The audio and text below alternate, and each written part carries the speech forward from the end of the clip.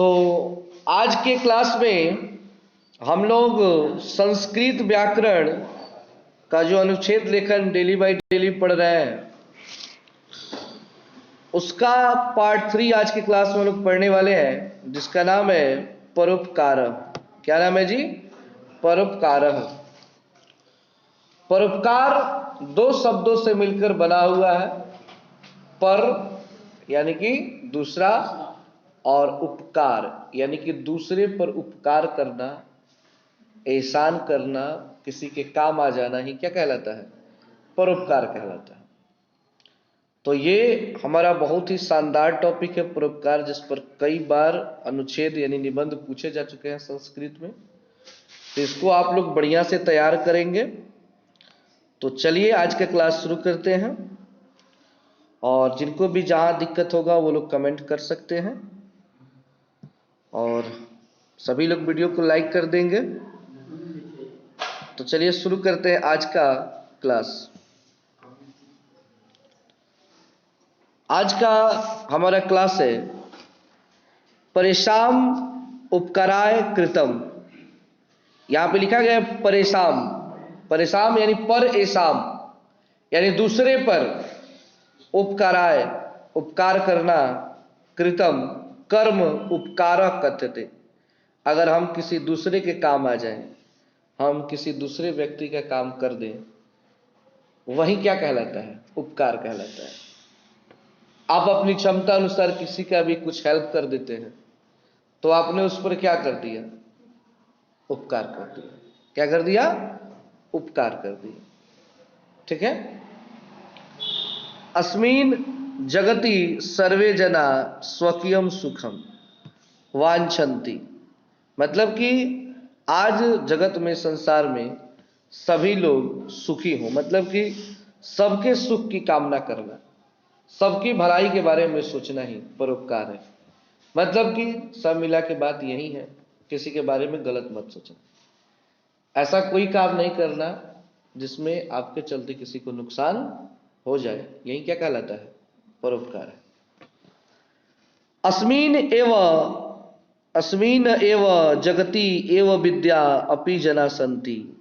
इस जगत में अगर आप किसी भी लोग के काम आ जाएं, ये आत्मना अकल्याणम कृत्वापि परिसाम कल्याणम कुर्वन्ति। अगर आप दूसरों के लिए कभी काम कर दें, दूसरों के कल्याण के लिए कभी काम कर दें, तो आपके अंदर परोपकार है। ते एवं परोपकारिण संति। तब आप परोपकारी कहलाएंगे। परोपकार देव भाव अस्ति। परोपकार देव भाव होता है, देवताओं का भाव होता है। अगर आप किसी परोपकार करते हैं तो उस समय आप एक भगवान के समान होते हैं, ईश्वर के समान होते हैं। अस्य भावस्य उदयेन एव समाजस्य देशस्य च प्रगति भवति। इस भाव से समाज और देश दोनों की प्रगति होती है।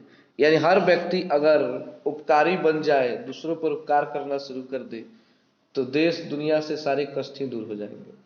लेकिन समस्या क्या है कि उपकार लेना तो हम चाहते हैं, लेकिन उपकार करना नहीं चाहते हैं। हम ये चाहते हैं कि हम पर कोई क्या करे? उपकार करे, लेकिन हम ये नहीं चाहते कि हम भी किसी पर उपकार करें। और इसी चक्कर में कोई किसी पर उपकार नहीं कर रहा है। अचेतना परोपकरण मरणी रता दृशंते। अचेतन में भी अगर आप बेहोश भी हैं, चेतना मतलब होता है होश, और अचेतना मतलब बेहोश। अगर आप बेहोश भी हैं, आपको होश भी नहीं है, तब भी आपका परोपकार दिखाई देता है। मतलब जो परोपकारी व्यक्ति होता है, हर परिस्थिति में क्या होता है? वो अपना परोपकार नहीं छोड़ता है। जैसे कि बार बार एक कहानी आप लोग पढ़ते हैं, बिच्छू और साधु की कहानी। कि बिच्छू का कर्म है डंक मारना, और साधु का कर्म है उसे बचाना। जैसे कि साधु बाबा नदी में स्नान कर रहे हैं, तो उनके हाथों में क्या आ जाता है? एक बिच्छू आ जाता है, उन्हें डंक मारता है। डंक मारता है, हाथ हिल जाता है, पानी में गिर जाता है, फिर उसे उठाते हैं, बाहर निकालने का प्रयास करते हैं। ऐसा वो बार बार करते हैं और उसे बाहर निकाल देते हैं। उस बीच में वो कई बार उन्हें डंक मार देता है। इस चीज को देख करके उनका जो शिष्य है क्या पूछता है, गुरु जी आप ऐसा क्यों कर रहे हैं? उसको छोड़ देना चाहिए था, वो तो आपको डंक मार रहा है। तो बोले कि एक बिच्छू होकर वो अपना कर्म नहीं छोड़ रहा है। क्योंकि उसका जन्म ही हुआ है डंक मारने के लिए। तो मैं एक साधु होकर अपना कर्म कैसे छोड़ दूं? मेरा भी तो जन्म उसी के लिए, उसको बचाने के लिए। तो जहां तक हो सकता है मैं उस पर उपकार करूंगा, ये मेरा कर्म भी है। ऐसी सोच अगर इंसान की हो जाए, हर व्यक्ति की हो जाए, सोचिए लड़ाई झगड़ा कभी होगा क्या धरती पे?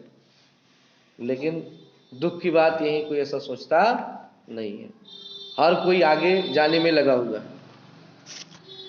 मेघा परोपकाराय जलम वहंती।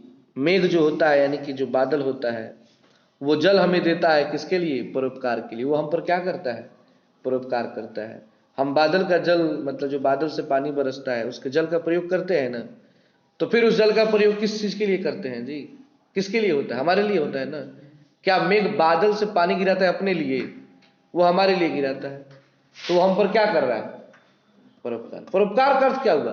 कि बिना लालच का आपको कुछ दे देना, मतलब आपसे कोई लालच नहीं है, बस ऐसे ही दे दिया, लो तुम्हारे पास नहीं है, तुम्हारा काम चला दिया, वो लालच है। अब ये नहीं कि तुम कुछ दो हम भी कुछ देंगे, तो वो बिजनेस हो गया, वो लालच हो गया, वो परोपकार नहीं है।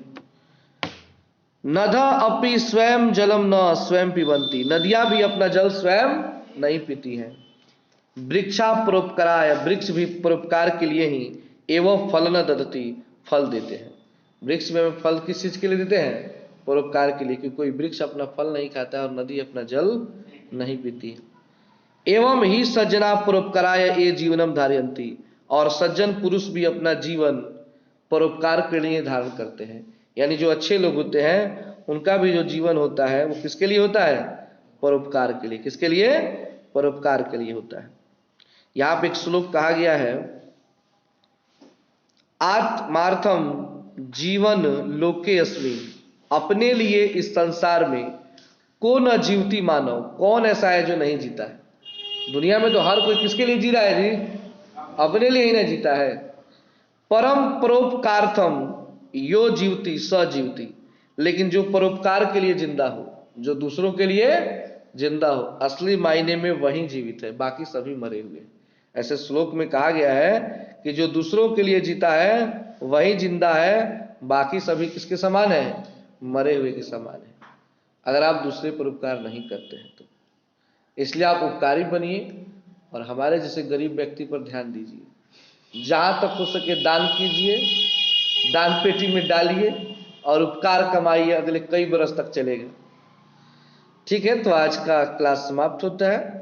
यही था उपकार पे निबंध आप लोगों का, आप लोग नोट कर सकते हैं, इसका स्क्रीनशॉट या कुछ भी ले सकते हैं आप लोग। ठीक है, और यहाँ पे इसका हिंदी में अनुवाद कर दिया गया है, आप लोग देख सकते हैं। एक बार मैं इसका रीडिंग लगा देता हूँ। दूसरों के लिए किया गया कार्य उपकार कहा जाता है। इस जगत में, मतलब संसार में, सभी लोग अपना ही सुख चाहते हैं। सब कोई किसका सुख चाहता है जी?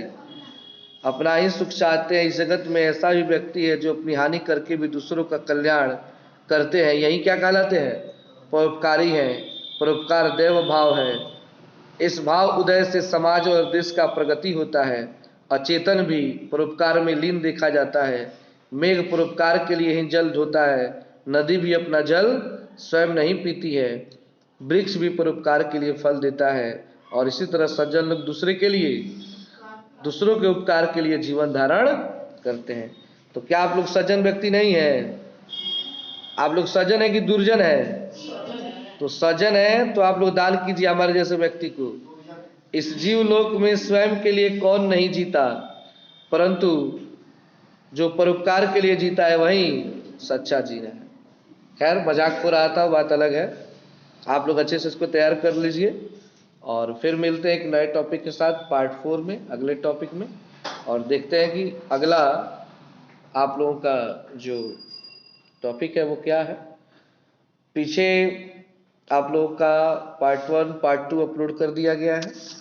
आप लोग चैनल के प्लेलिस्ट में जाकर के वहाँ से उसको पढ़ सकते हैं। टोटल 13 आपके निबंध तैयार हुए हैं। यह आपका तीसरा था, इसके बाद 10 निबंध और आने वाले हैं। और जैसे ही निबंध समाप्त हो जाएंगे तो आपका पत्र शुरू हो जाएगा। फिर जैसे जैसे टॉपिक बाय टॉपिक जो व्याकरण से रिलेटेड है उन सारे चीज़ों को इसमें कवर किया जाएगा। तो आप लोग, उम्मीद है कि अच्छे से इसको तैयार कर लेंगे। स्क्रीनशॉट आप लोग अच्छे से ले लीजिएगा और आराम से बैठ के उसको लिखते रहिएगा।